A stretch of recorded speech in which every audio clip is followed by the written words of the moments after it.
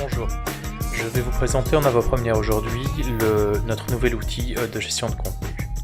Alors, très rapidement, ici, il s'agit d'un site internet assez classique, donc différentes rubriques, un menu de navigation ici en haut,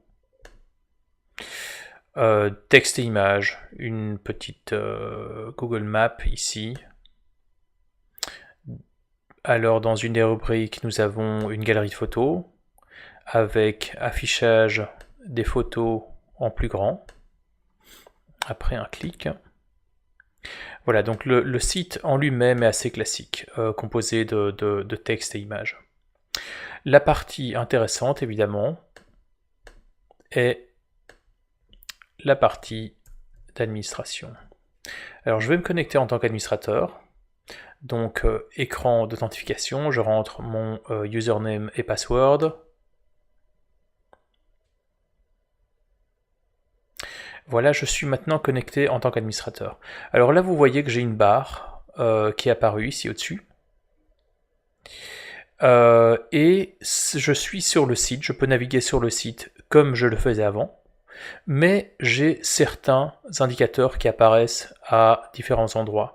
Donc comme vous voyez, je passe sur un élément de contenu, j'ai des boutons qui apparaissent, ici à droite et à gauche, et des informations sur le contenu en lui-même, donc qui l'a créé, quand a-t-il été créé, modifié, etc. Je peux à n'importe quel endroit double-cliquer et éditer le contenu en ligne. Donc par exemple ici, alors je vais passer en plein écran, ce sera plus facile. Voilà. Par exemple ici, je vais changer le prix. Je vais afficher le prix en plus grand tout simplement. Voilà. Voilà. Très bien. J'enregistre et je publie. Et voilà, le contenu est mis à jour sur le site. Donc c'est pareil dans n'importe quelle rubrique. Je vais pouvoir double-cliquer sur le contenu, ou dans certains cas, si nous avons plusieurs éléments de contenu différents dans une page, je vais pouvoir par exemple réorganiser mes éléments de contenu. Donc déplacer le titre, je pourrais le mettre en dessous. Je vais le laisser où il était. Ajouter un élément de contenu. Voilà. Alors ça c'est la partie, ce qu'on appelle l'édition inline. Maintenant, si je veux modifier la structure du site, je peux me rendre dans l'interface d'administration en tant que telle.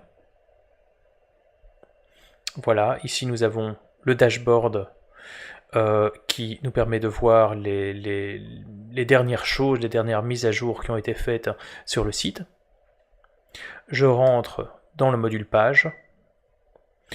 Ici j'ai une vision de la structure du site. Je vais pouvoir ajouter des rubriques, réorganiser les rubriques, donc par drag and drop. Je peux mettre par exemple des rubriques, afficher des rubriques en tant que sous-rubriques, donc réorganiser mon contenu vraiment comme je veux.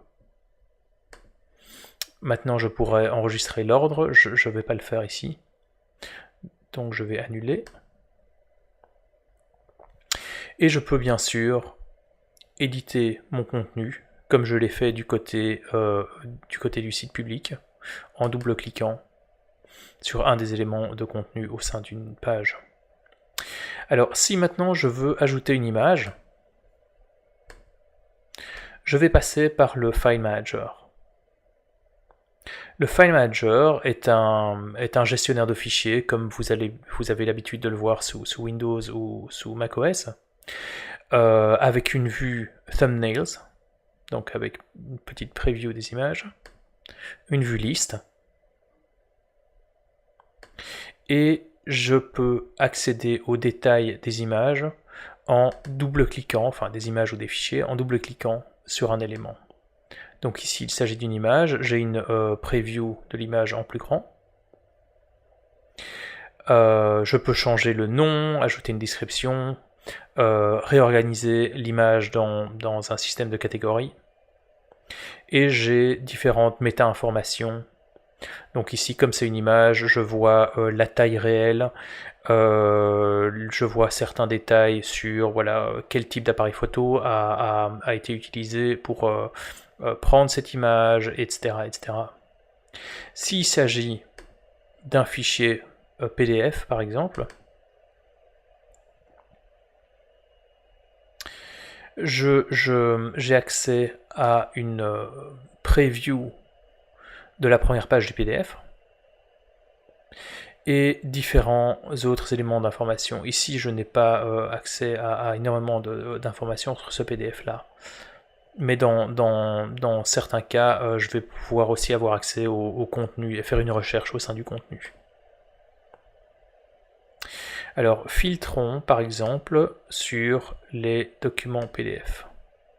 Donc nous avons un PDF, je vais filtrer sur les vidéos, nous n'avons pas de vidéo, filtrer sur les images uniquement, nous avons toutes ces images.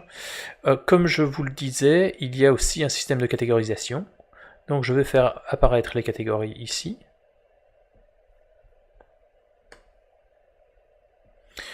Au niveau de cette fenêtre catégorie, je vais pouvoir ajouter les catégories, réorganiser, etc. Mais aussi utiliser ceci comme étant un filtre. Donc par exemple, si je veux afficher uniquement les images de la catégorie Maps, voilà toutes les images qui se trouvent dans la catégorie Maps. Si maintenant je voulais afficher toutes les cartes dans une des pages, je peux rentrer dans une rubrique, ajouter un élément de contenu. Donc par exemple, nous allons ajouter un élément ici, donc entre le titre et cette carte-là. Nous allons ajouter des fichiers par catégorie. Et nous voulons afficher les cartes. Voilà.